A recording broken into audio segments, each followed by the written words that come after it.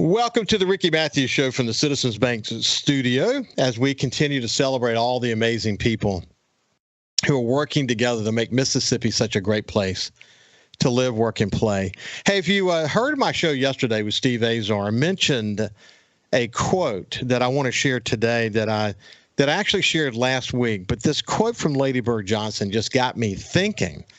And I just want to share some thoughts around the quote because it's important that we try to inspire as many people as we possibly can to be involved in the community, to want to give back to the community. And the quote that I shared was this. It's from, again, Lady Bird Johnson. The environment is where we all meet, where we all have mutual interest. It is not only a mirror of ourselves, but a focusing lens on what we can become. I thought that was terrific, and I thought a lot. You know, she was talking about the common ground we have around the environment, and that people want to protect and enhance, preserve the natural environment around us. I mean, it's just natural. We want to do that, especially here in coastal Mississippi. We talk a lot about that because even think about it. If we didn't pick litter off the beach, or if you're in the outdoors community, if we could catch all the speckled trout we wanted, and it didn't matter what their size was, and keep as many as we want.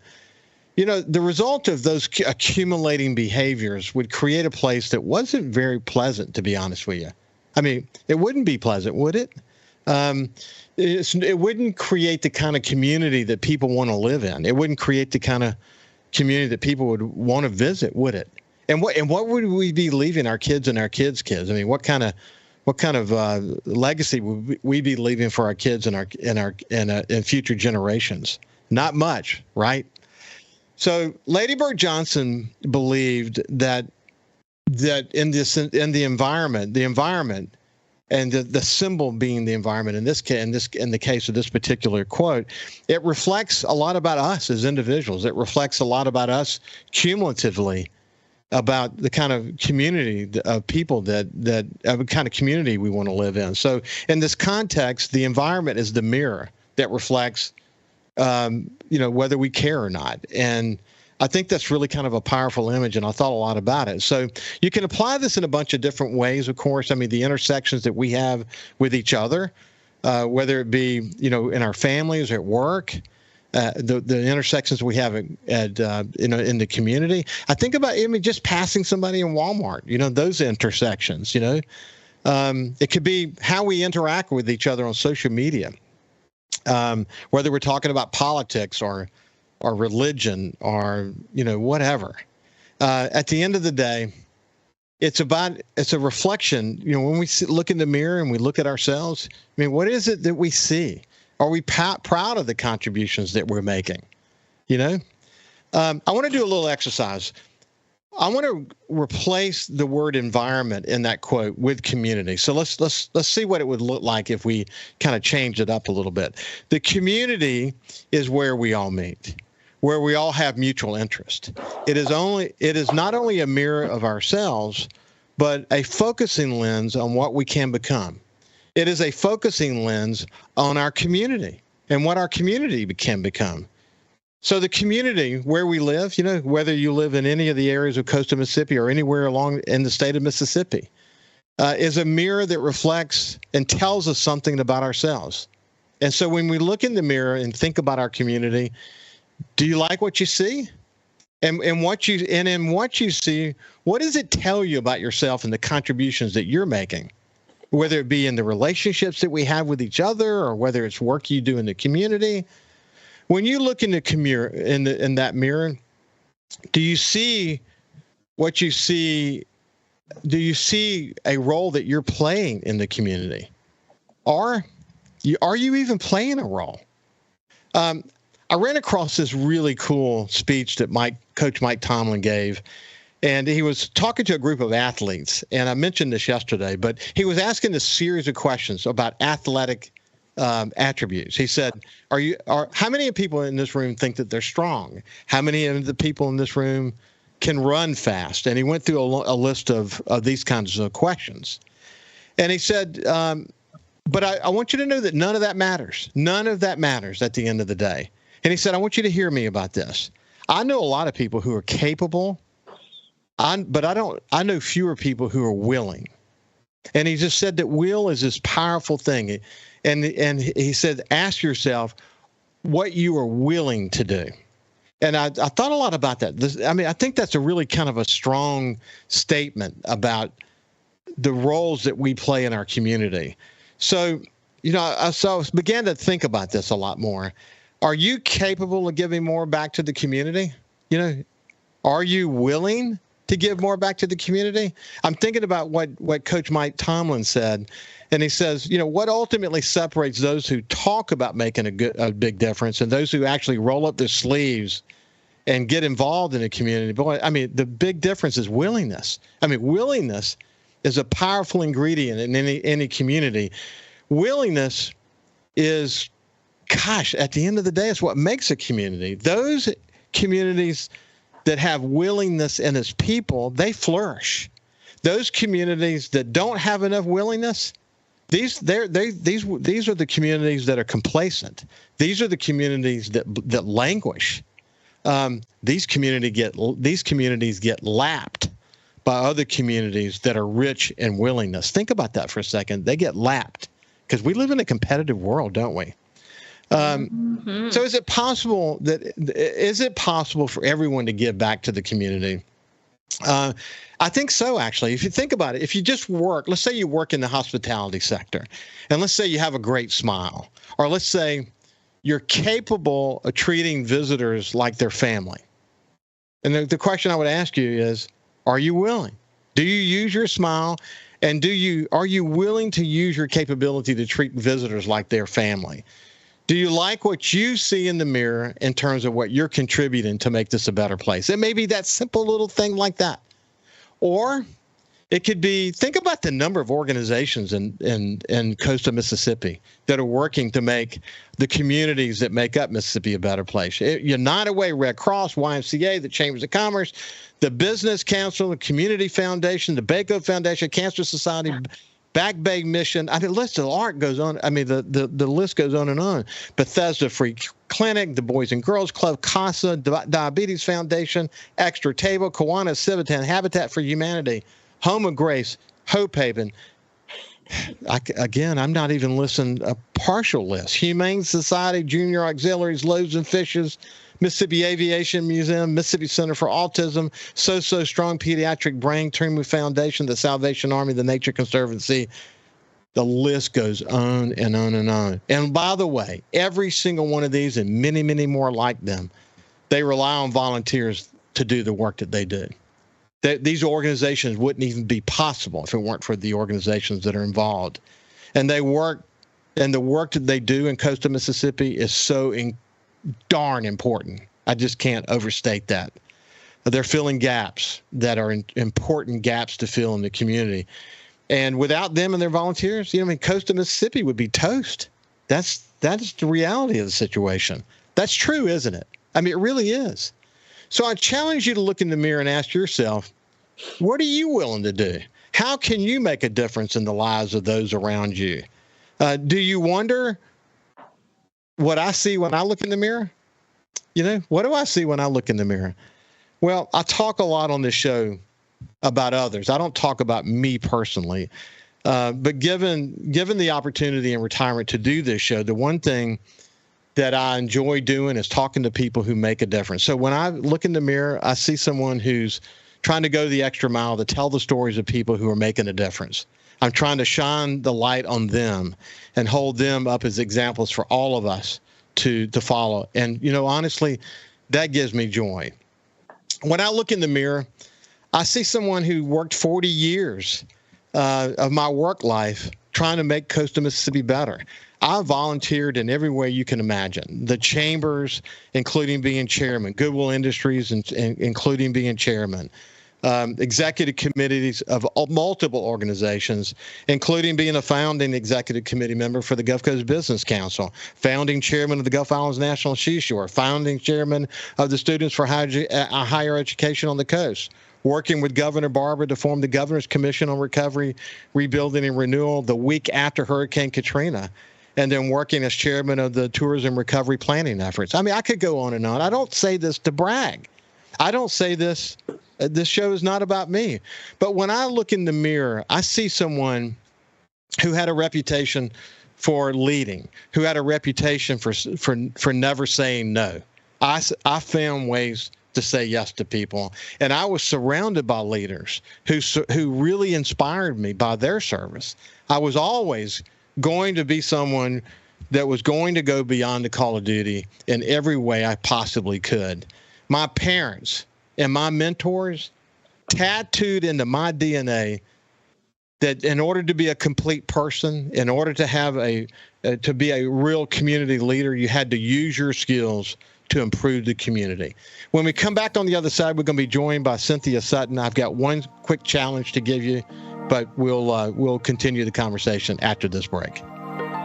Welcome back to the Ricky Matthews Show from the Citizens Bank Studio. Just a couple other quick comments just to kind of go along with this theme of my comments today about giving back to the community. And what is it you see when you look in the mirror? Do you see someone who's capable but not willing to give back? And I have to tell you, again, I don't get negative too often, and this is really not meant to be negative, but I think about the roles that I played, the leadership roles I played over 40 years. And the number of times I got frustrated, thank God they were few and far between, but nothing frustrated me more than to go to a person who had the resources, the money, the leadership capabilities, and weren't willing to help us.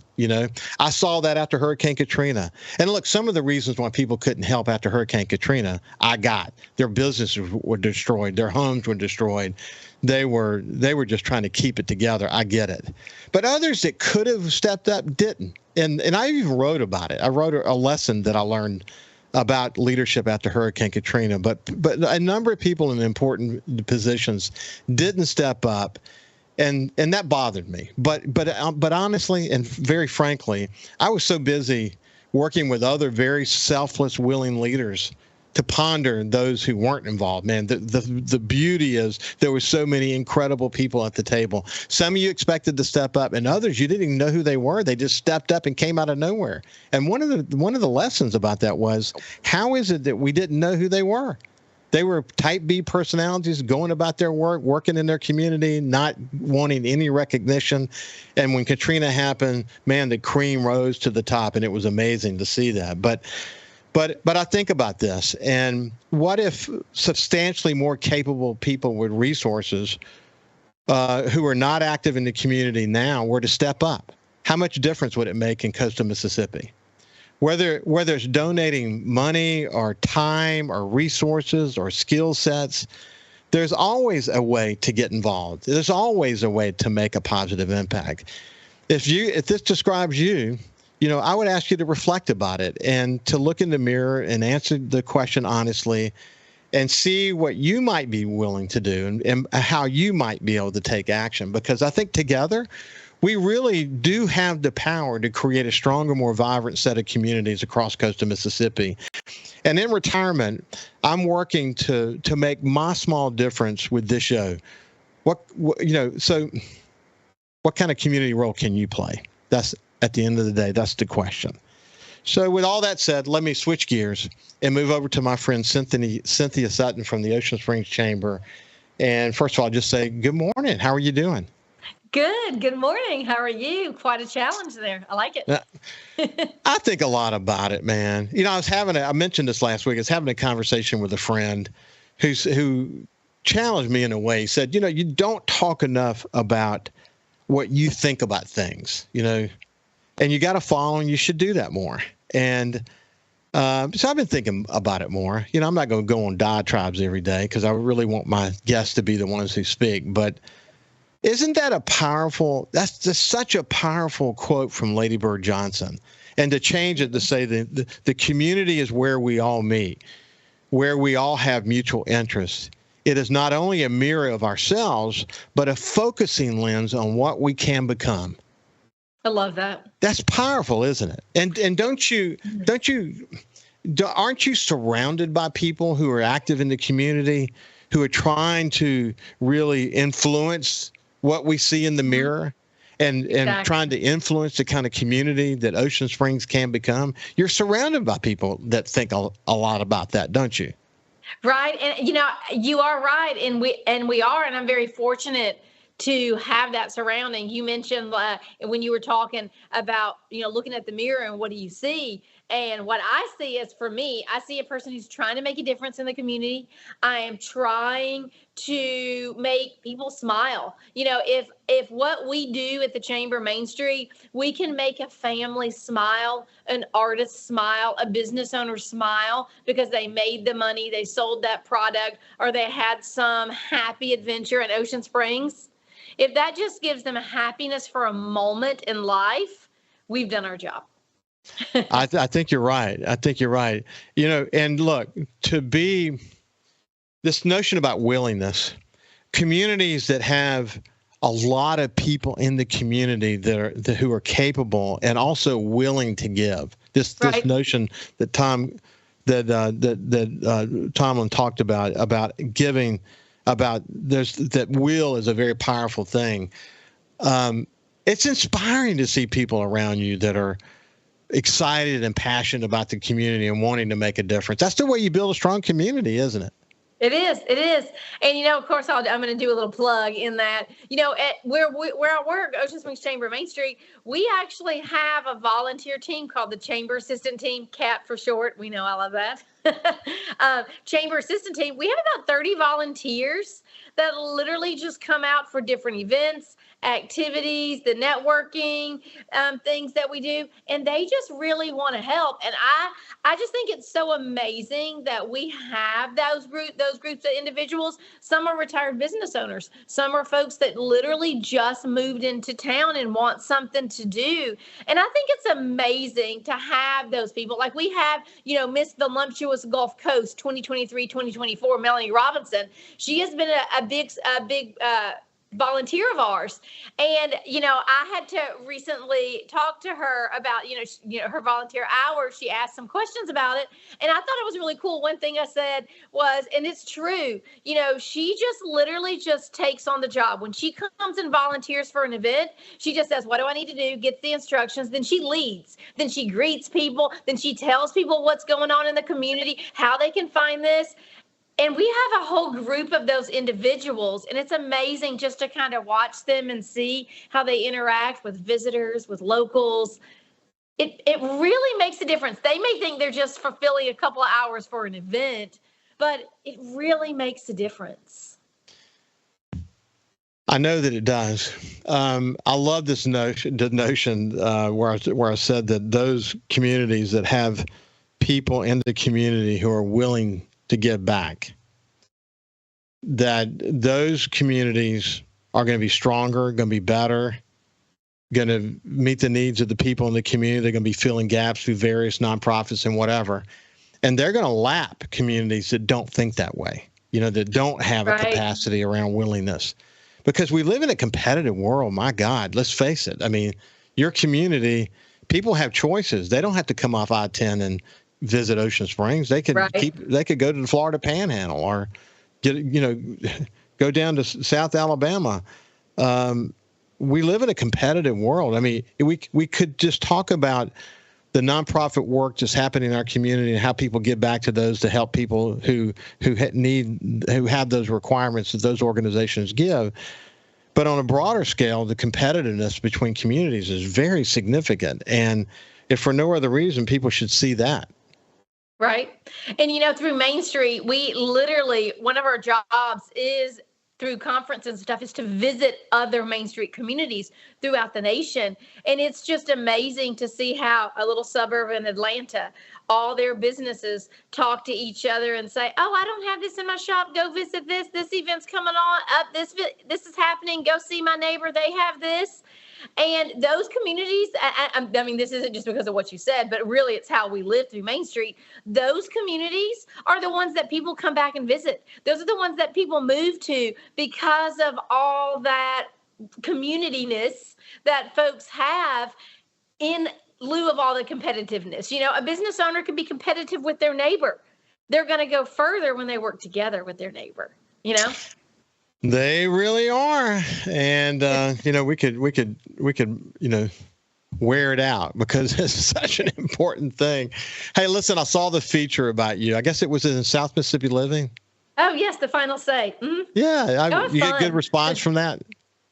Yes, it was so fun because, what I did with this one is, this writing is I really just wanted to tell the story of what we at the Chamber do. There's just 3 of us here, and we run 3 organizations, the marketing arm of the city, put on 14 festivals and events a year. Peter Anderson alone brings in 100,000 people. That's almost year-round planning. We do networking events. We host breakfast with the mayor. We do all these things with 3 people, and sometimes you just feel you're just running, just keep going in a circle, but it really makes an impact, and it's really cool to tell the story, what Mr. Main Street, what Danny does every day on the street, Morgan, what she does with the visitors, the conferences that she works with, bringing folks to town. Those things people don't see, but it makes a huge impact in the community. So I really enjoyed kind of like just telling that story. Well, how many? Yes, it was really well done. How many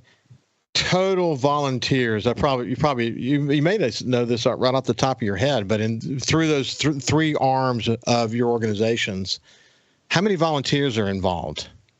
Year round, it takes us between 265 to plus volunteers to pull all those events off a year. Now, a lot of them, let me say volunteer hours. I'll say it like that.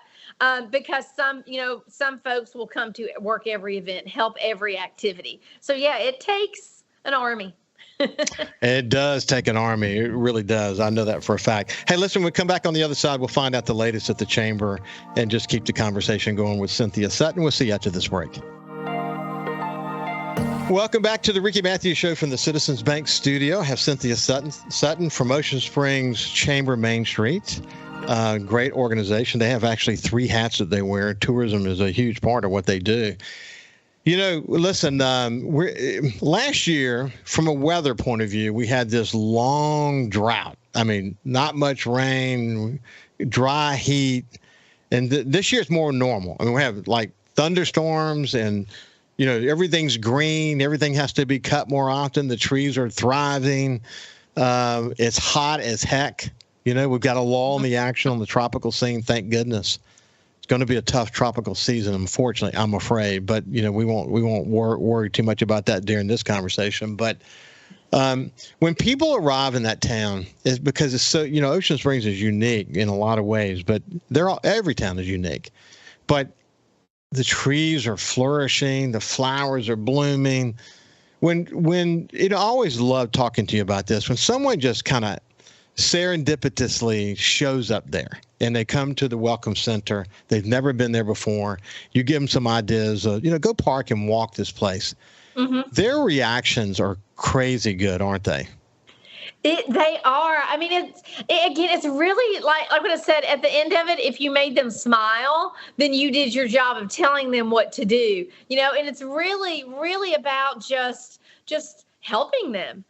Really that is what it is. We have so much to do in Ocean Springs, so many things. We are very fortunate in Ocean Springs to have the 300 years old Oaks, to have the downtown district that we have, the businesses that we have. And when like a family comes in to town, yesterday, we had a family come into town from Louisiana, and it was 4, mom, dad, 2 kids. And, they were just kind of like, what is there to do?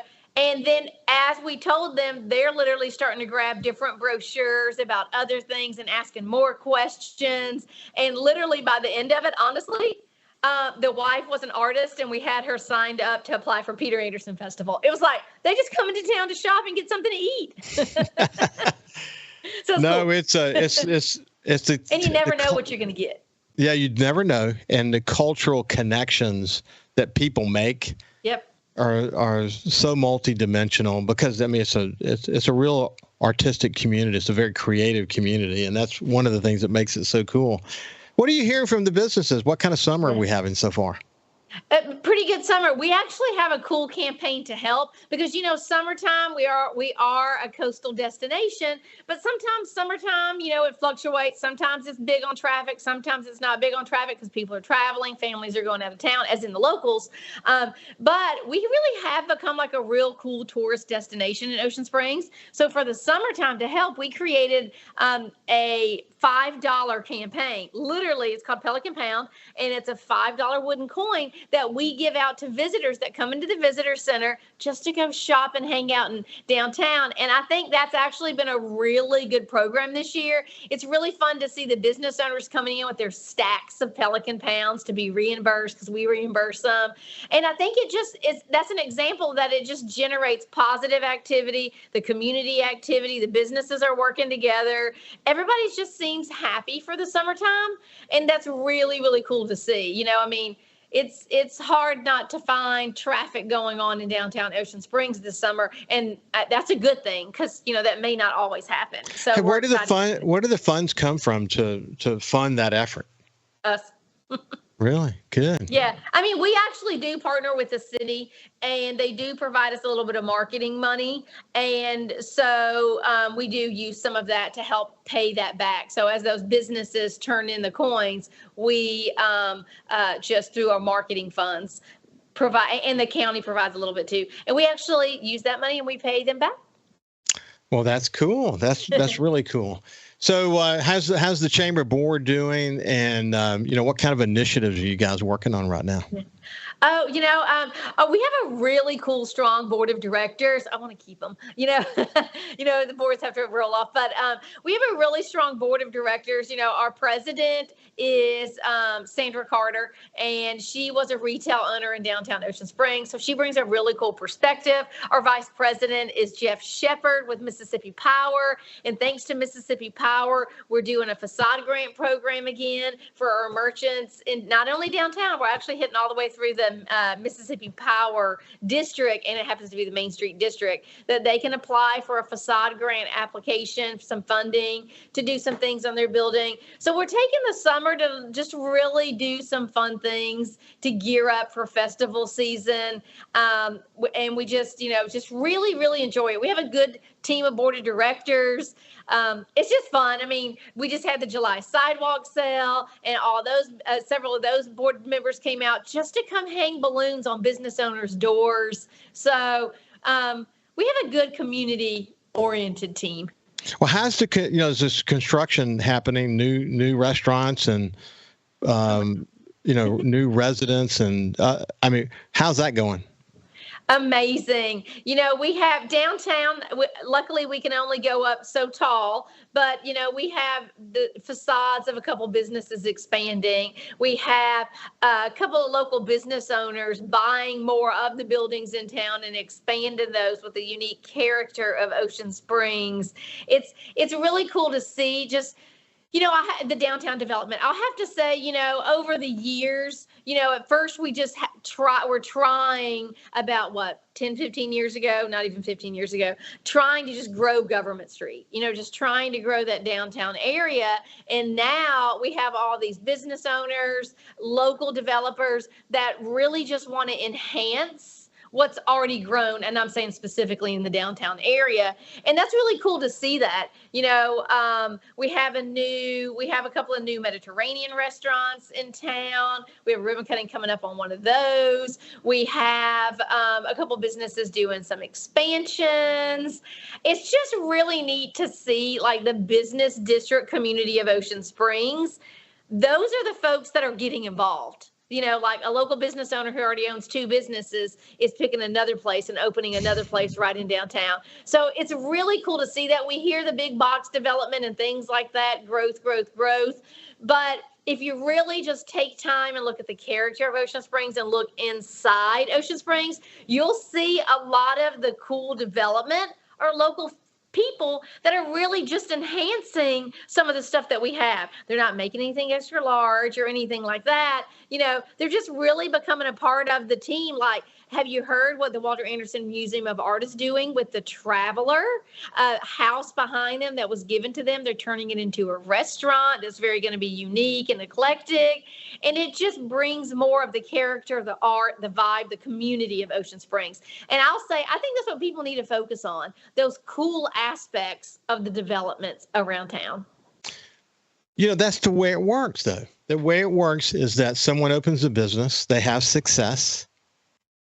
Their success gives them passion for the community. Yep.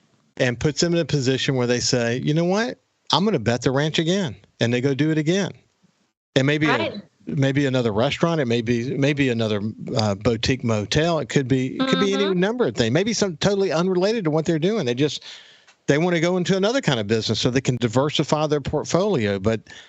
And they could go spend that money in Bay St. Louis or Long Beach or Pass Christian, but they're doing business in Ocean Springs. They have confidence about what's happening there.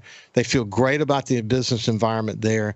They're placing a bet to do something again. And then that goes well. And then they do it again. And then they do it again. And then, the cumulative effect of local entrepreneurs betting their ranch, because every time they do it, they bet the ranch. Exactly. Either they're funding themselves with money that's coming from their account or they're getting a bank loan, but they're betting their future on whether they're going to have success or not. And the cumulative effect of many of them doing that, and some of the investments are multi-million-dollar investments. Mm-hmm. It builds a great community. It helps. Exactly. It helps vitalize the community. It takes a community that already has a very defined sense of place, and it takes it to the next level. And man, this is what it is all about. This is how a community thrives. And it's great to be a part of that, isn't it? It is. And that's what, that's the cool thing about it. Those people have the passion. They develop something new or add something to the community. And then those local folks, and of course, tourists, become a part of those organizations. And then that relationship grows, just like Cheers. Everybody knows your name kind of thing. So then, when they open that next business, are you going to check out so-and-so? I'll be there. I'll see you there. It just adds a big, I'm going to say, community verse. It just grows. And that's what a community is all about. Looking in that mirror, just back to what you were saying in the beginning, those people are literally talking with other people, helping with other people. And the cool thing is that a lot of those places, people are actually doing business to make Ocean Springs better when they do that. It is. And the more offerings means more choices. Exactly. And people get a sense of that. It creates a reputation. And you add to that, good building codes and other things that have, kind of maintained the sense of place for the community. I think that's all really important. When we come back on the other side, we'll have a final segment with Cynthia Sutton. We'll see you after this break. Welcome back to the Ricky Matthews Show. I really appreciate you listening as we come to you from the Citizens Bank studio. I have my friend Cynthia Sutton. I always enjoy visiting with her. I love Ocean Springs. I love Moss Point. I love Pascagoula. I love Biloxi. I love them all. And I love being able to tell their stories, either, from so many different perspectives, because there's so much going on in coastal Mississippi. It's really, really cool. Cynthia, when I told that story about Coach Mike Tomlin, about, it doesn't matter if you're strong or fast or whatever. He knows a lot of people who are capable, but it's whether you're willing to do what you need to do. That's really kind of a cool story, isn't it? Very, very cool story. Yeah, I agree. And as we've been chatting, having people in Ocean Springs, I'm struck by how many volunteers that have to be involved in your effort to be able to pull what you do off, that you have so many people who are willing. I don't think that Ocean Springs is ever going to be in a position where it's getting lapped by other communities. You guys are really trying to stay focused on leaving no stone unturned to realize the potential of that community. But it's true, isn't it? Yeah, it is. It is. And it's all about, we love what we do. That same thing of everything you've been saying, but it really, really is true. I mean, where I work, it's a nonprofit. You do it for your passion, for your drive, for your love, what you want to see in the change of the community. And I'm not talking about changing the community. Of course, we want to preserve the character, the good stuff, but the times are the times, and you have to keep going, but you also have to work to make someone happy. The times are different than they used to be. Focus on the happy things, focus on the vacation, focus on being a visitor in your own town.